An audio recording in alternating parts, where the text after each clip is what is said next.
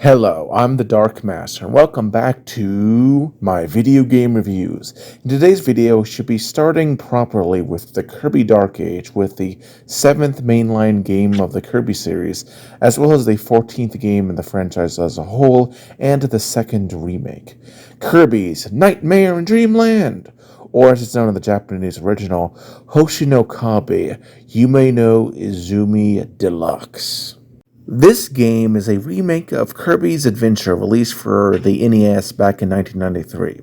I've already reviewed that game, so please consider checking that video out before watching this one, as it covers a lot of stuff in more detail than I will in this video to cut down on repetition and on the length of this video.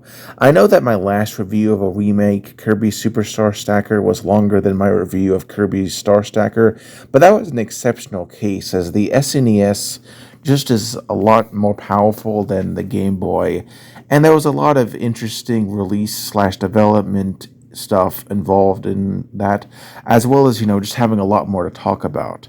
That isn't really the case with the other 4 remakes in this franchise, and as such, I will be trying to make these generally a little shorter than my reviews of the main games. Leave in the comment section down below your opinion on whether or not you prefer this format or not. But anyway, not to say there's nothing to talk about, as indeed, despite this period of time from this game to the release of Kirby's Return to Dreamland being called the Kirby Dark Age, this is more related to how nearly all games were for handhelds and had a lower average review score. So not really necessarily whether or not these were bad games on their own right. So, enough of this sort of pre-review stuff. Let's talk about the game itself, starting as always with the developmental history of Kirby's Nightmare in Dreamland.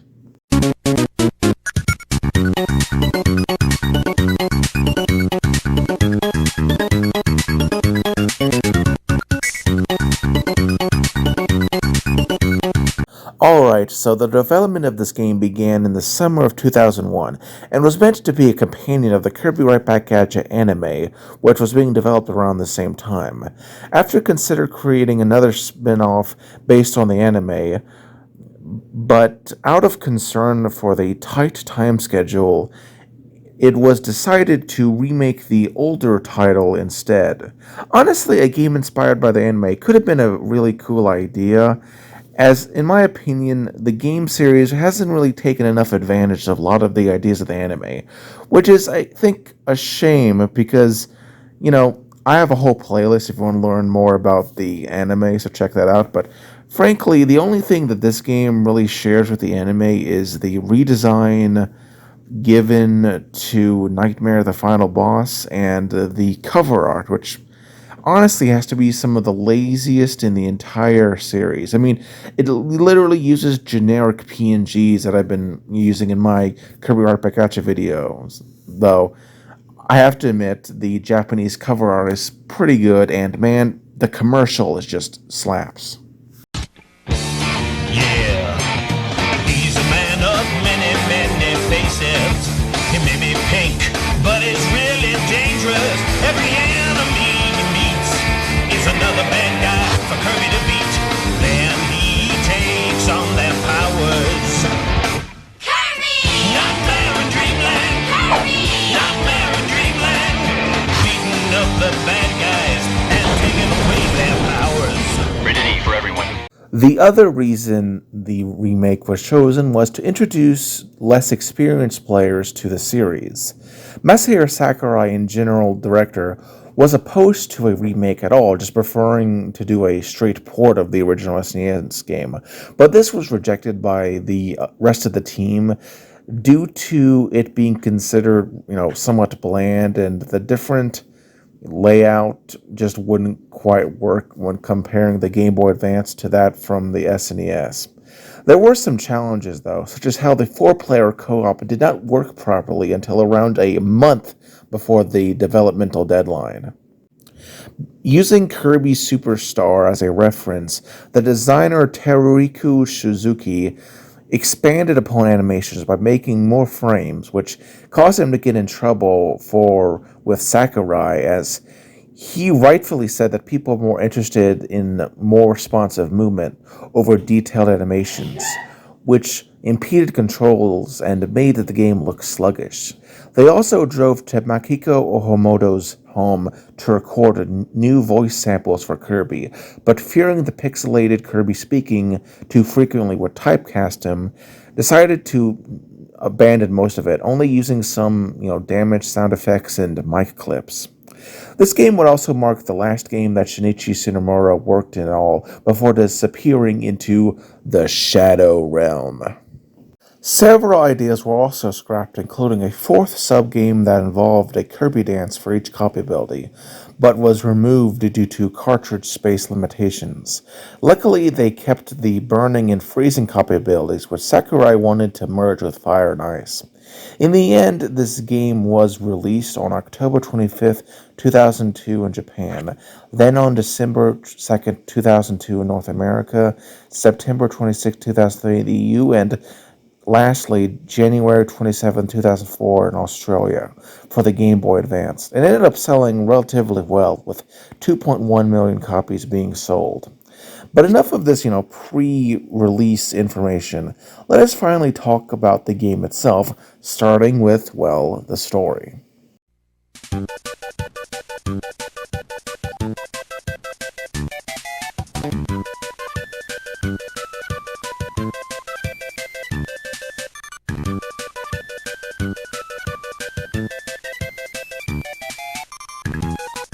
Alright, so the story of this game is largely unchanged from the original, though I have to stress the presentation of it is far superior due to the Game Boy Advance capabilities.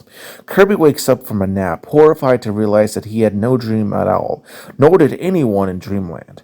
Heading to the Fountain of Dreams, the source of all dreams, to investigate, he sees Deity is swimming in it, having broken the star rod into 7 pieces, given 6 to his friends while keeping the last one to himself. Kirby, not listening to him, heads out to gather these, fighting Wispy Woods, Paint Roller, Kracko, the Sun and Moon, aka Mr. Shine and Mr. Bright, the mechanical monstrosity Heavy Mole, Meta Knight, who is the same species as Kirby, before ending with a confrontation against King Dedede himself. After restoring the Star Rod, it is revealed that Dedede had a reason to destroy it as Nightmare emerges, who Kirby then confronts with aid from Dedede, sending him into the air. The two fight as Kirby chases him to the moon, where they have a final confrontation before he defeats Nightmare, blowing up the moon and restoring peace to Dreamland. The story is simple, but I think it does a job good enough, and frankly, I don't think you really need a deep story for a game like this. And the cutscenes make it more enjoyable than it was in the original game. Now that we've finished the story, let us go on to arguably the most important aspect of any game, the gameplay.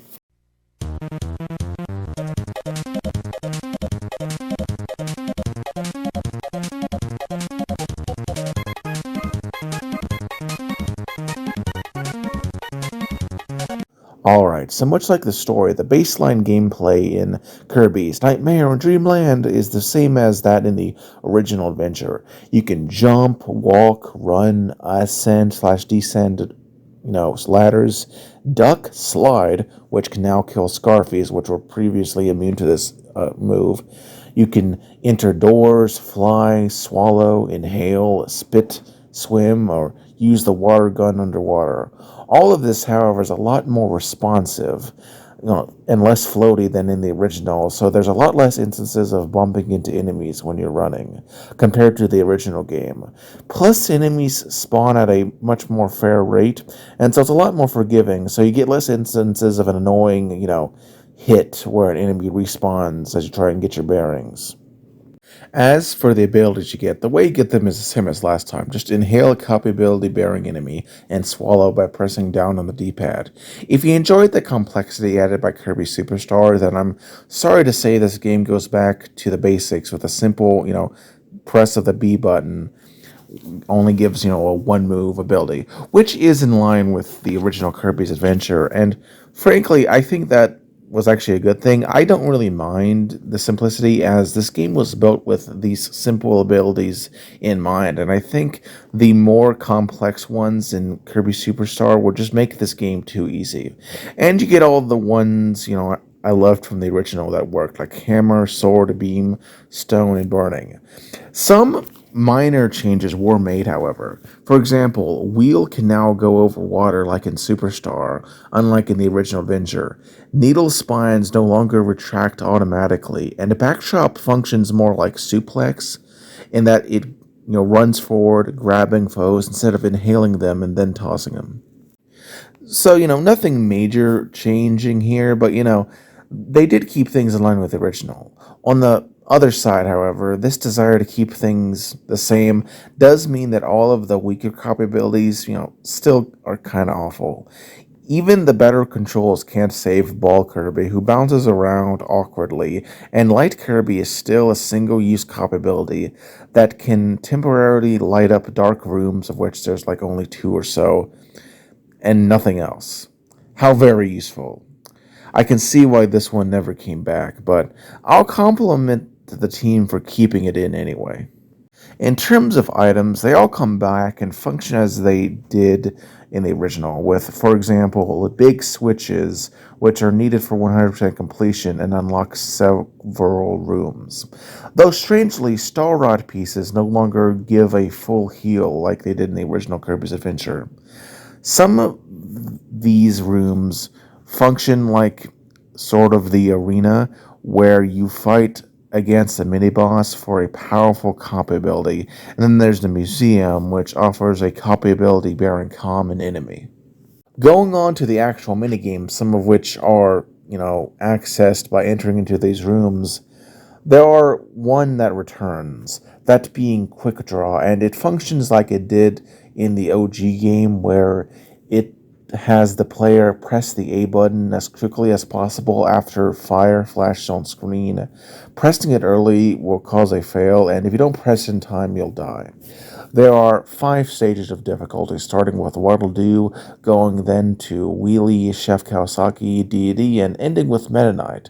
Interestingly, this subgame would be ported onto a Flash game for the original Japanese website, becoming the first web game in the Kirby series, though they painted over Meta Knight's sprite for some reason to keep him mysterious. There would be other Flash games in the Kirby series that we'll eventually cover. The other 2 minigames are completely new. Bomb Rally sees Fur Kirby play hot potato using frying pans as tennis rackets to knock a literal bomb around. You gotta press the A button right on time, otherwise you're blown up. The players are replaced by bubbles when they are eliminated. Honestly, pretty fun if a bit chaotic. The last minigame is Kirby Air Grind, where you have to hold down the A button to grind rails, while releasing the button when you're about to hit one of the rigid gray segments, otherwise you'll be slowed down significantly. It honestly is pretty mindless, but may have drawn some inspiration from some beta versions of Kirby Air Ride, which, is a game I'll review eventually. Overall, these 2 new minigames serve as fine replacements for the 2 in the old games, and they're definitely made more to work with the 4-player multiplayer. Speaking of which, the main game can be enjoyed with up to 3 other players. Be warned though, it makes the game really easy, there's like a fourth of the difficulty. There are two more additional modes, but I think I'll wait until later in the video to discuss them due to spoilers and being connected to completion. Overall, the gameplay here is a huge improvement from the original NES in terms of the basic controls, while still remaining faithful to the original game for better and in some cases for worse. The new additions in the form of minigames are neat, but admittedly not that substantial on a single player view. Now let us go on to the presentation, which is perhaps the most obvious upgrade, especially the first half, that being the graphics, which we shall start with.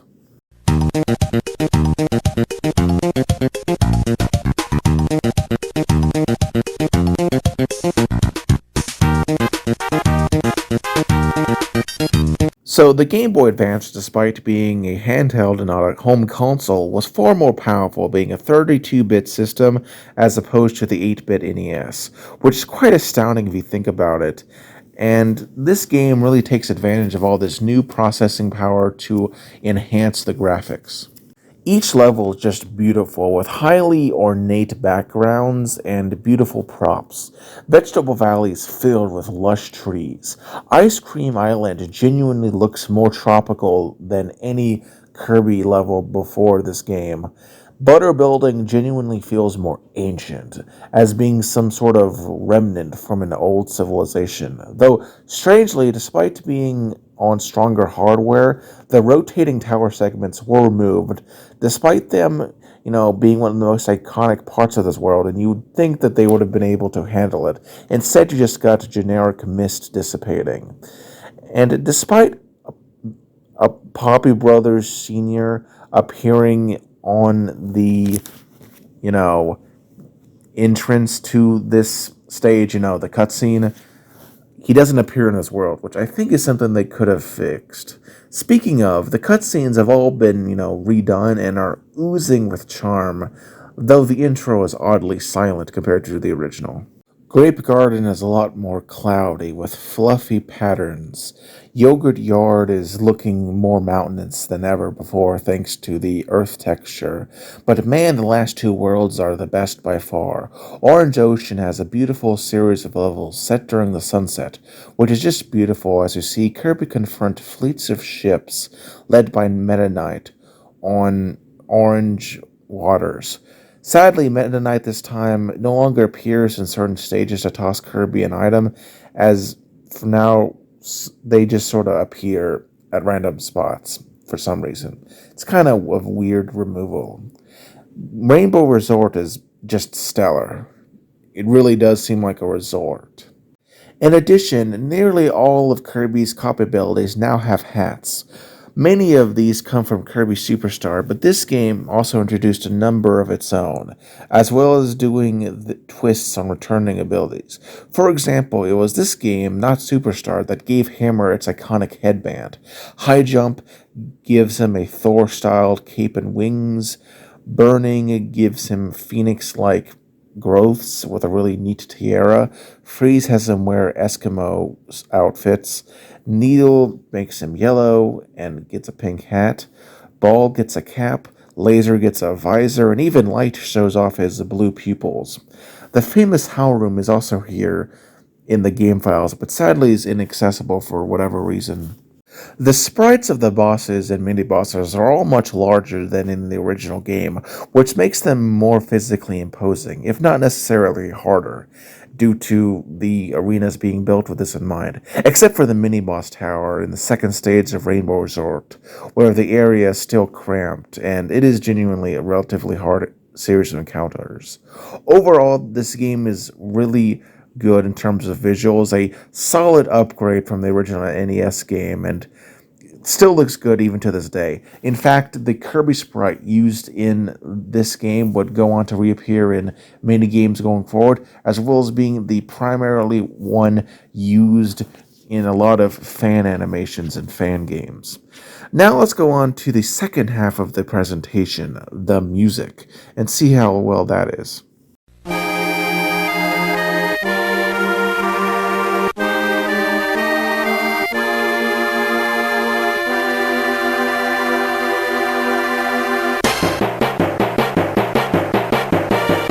Alright, so all the music tracks from the first game return, but are redone with the new sound chip from the GBA, and frankly, they all sound amazing. With that being said, some changes are notable to the OST that I feel are worth talking about. First, Green Greens is in proper key now, unlike the original game, and it's probably the biggest improvement between versions in terms of returning music. The encounter with the Meta Knights, which are a set of enemies led by a Meta Knight, is instead of the typical mini boss theme, rather a remix of the mini boss theme from Kirby 64 The Crystal Shards, which is a game I reviewed if you'd like to learn more about that, as opposed to the standard mini boss theme. And honestly, I think it was a great addition. Plus, it adds variety and makes this encounter stand out more. Speaking of mini bosses, the Tower of Mid Boss encounters, which are in that stage of Rainbow Resort I mentioned earlier, now plays a remix of Deity's theme, which just sounds awesome. But you might be wondering why this happens. Because speaking of Deity, when you finally encounter him, instead of, you know, playing his normal iconic theme, you hear a GBA remix of the Fountain of Dreams theme, which you may be more familiar with if you have played Super Smash Bros. Melee, as it was introduced in the Fountain of Dreams stage from that game. And man, does it sound amazing, even in the GBA sound chip, which is admittedly not as high quality as the GameCube's. Overall, the OST of this game, while yes, mostly consisting of returning tracks, still slaps due to the GBA's increased capabilities compared to the NES. Plus, the new inclusions all sound great and are frankly worth listening to if you ever get a chance. Now let us go on to the many foes that Kirby faces on his adventure.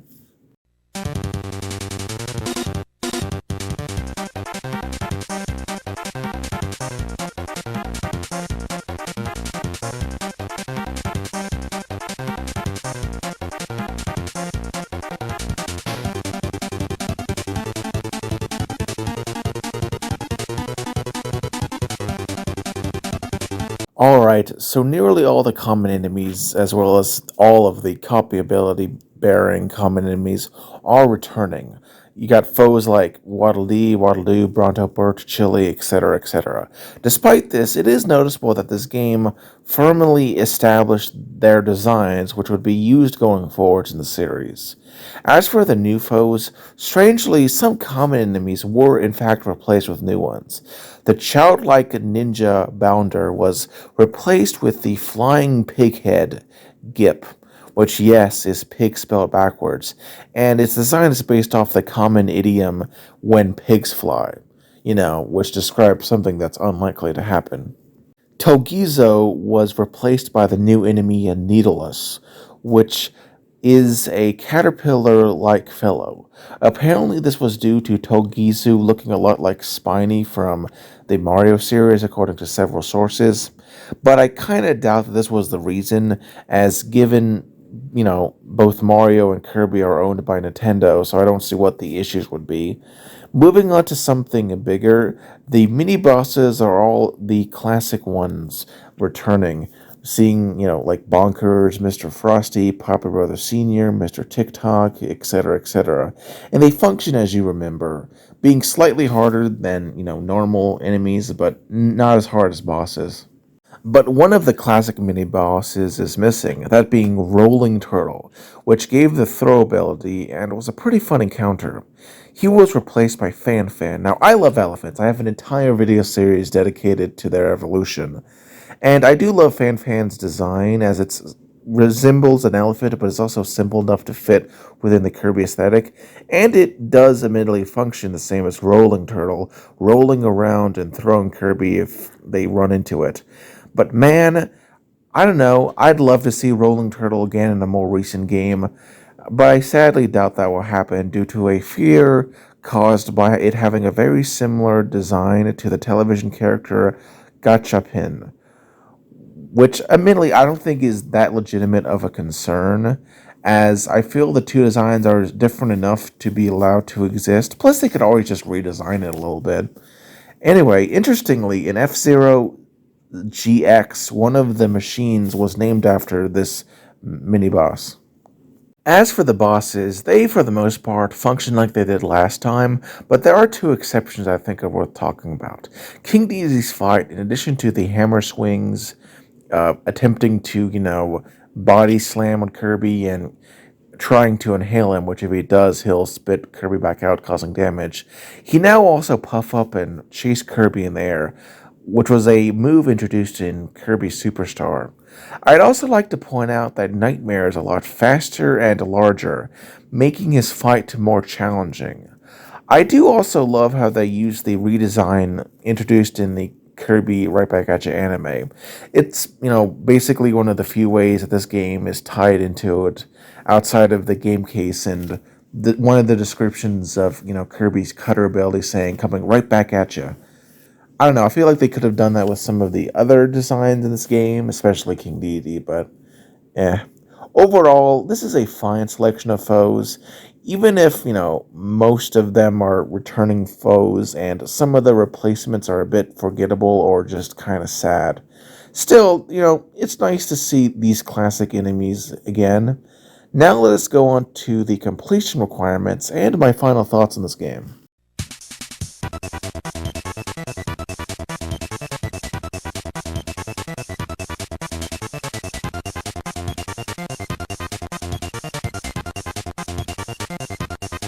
Alright, so the completion requirements are very similar to that of the base game.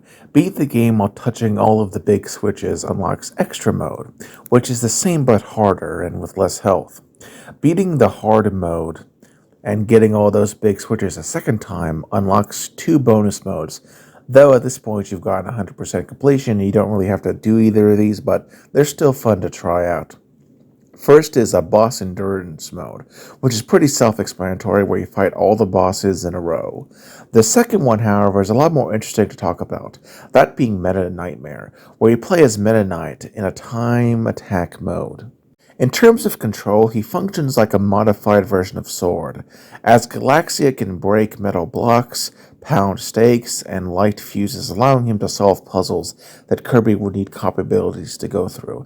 Though I recommend avoiding the big switches, as Midnight can't access minigames, and there's, absolutely, no point overall. It just wastes time. With that being said, though, I do like how all of the extra lives have Meta Knight's face on them. It's kind of a cute touch. While it sounds cool, you gotta remember 2 things. First, Meta Knight is a glass canyon, with only half the health of Kirby, and his attacks do not nearly have the same stunning capacity that Kirby does. In fact, the hardest encounter was none of the bosses, but the Meta Knights themselves. Yeah, he struggles against his own lackeys. Overall, a fun new subgame, and it's really neat to try and clear the story as fast as possible. But the lack of, some of the later editions, as well as Meta Knight fighting himself, means it honestly comes off as not being as well developed as later games would have this concept. Still, it's pretty cool to see where this all began. Overall, what are my final thoughts on this game? Well, I think that this remake is an astounding reimagining of a classic Kirby game, as well as frankly being a solid game on its own right. While graphics may be the most evident change, the gameplay was also refined to a far better extent, with additions that are good or harmless at worst. If you want to play Kirby's Adventure, but maybe want to avoid some of the archaic stuff from the original game, I'd recommend you check out this one, though it might be harder to find than the original game, as outside of the Game Boy Advance original release, there was only one re-release for the Wii U Virtual Console, first in Japan on April 30th, 2014, then in the EU on July 17th, 2014, and lastly for October 30th, 2014. Even get your hands on it though, it's well worth playing. Anyway, I'm the Dark Master, and if you like this video, you liked it, but if you loved it, consider liking and subscribing. More than any, game I've reviewed before, I'd really like some feedback on this, as this is the first time I've reviewed a, proper remake. I know there's Kirby Superstar Stacker, but I wouldn't really consider that, my, first actual review of a remake. And, this is a new way of me reviewing something, as I did kind of skim over stuff a little more than I normally would just to avoid repetition. Anyway, take care and have a wonderful day.